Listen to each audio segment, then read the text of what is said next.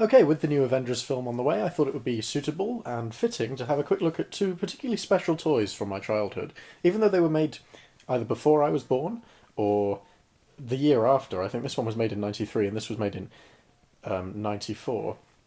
They're still, well, they're not great, they're still a lot of fun, and they look nice. So let's look at Iron Man Iron Man in his standard suit first, and we'll put this one aside.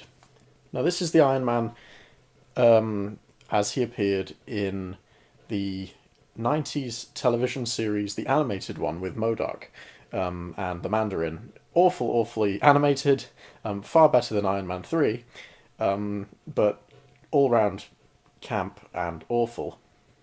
The designs were pretty cool, and I think this toy is virtually identical to how he appears in the show, so that's good.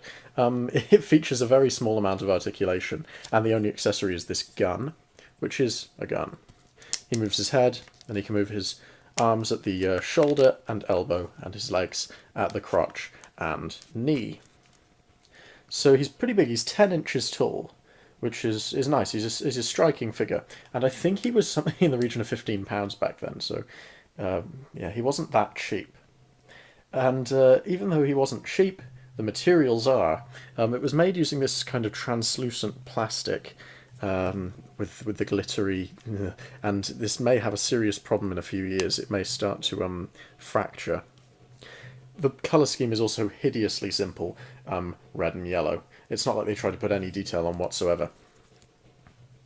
There were the smaller versions of this toy, which had removable armour, but this one is literally what it is. And to be honest, I played with it a lot when I was kind of 5 or 6, and it's withstood the test of time.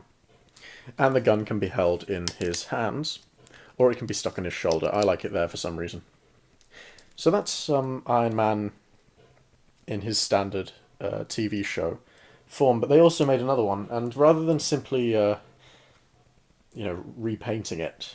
They actually did a completely new toy, which I quite like. It's a far better toy technologically than the other one. This is Deep Space Iron Man. He's blue and yellow, again using this translucent plastic, although this looks a lot better quality. And he comes with more accessories. He comes with these pipes, which he can hold, although unfortunately the rubber has kind of perished a bit on the handle and I can't fit it into his hand anymore. And his fingers are individually moulded, unlike this one where they're just a clenched fist. Also, the arc reactor point on his chest is silver. So these pipes come off, and since they're rubber, this toy I think was made in '94, and they're still perfectly fine. And he comes with a gun, which nice slots into his hand. His hands are made of rubber, so he can fit the gun on his hand over his fingers. Unfortunately, that does cause paint chipping, and a lot of paint has come off the hands. Articulation is identical to the other one here, knee, waist, and elbow. But the colour scheme is more advanced. We have some silver as well as the standard two primary colours.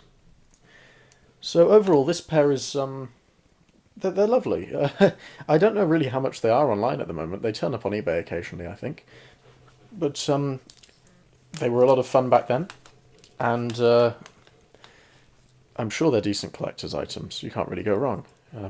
There are far better Marvel Legends figures that came out a good decade later, which I've also got, and I may well do a review of the far more articulated models, which are far better.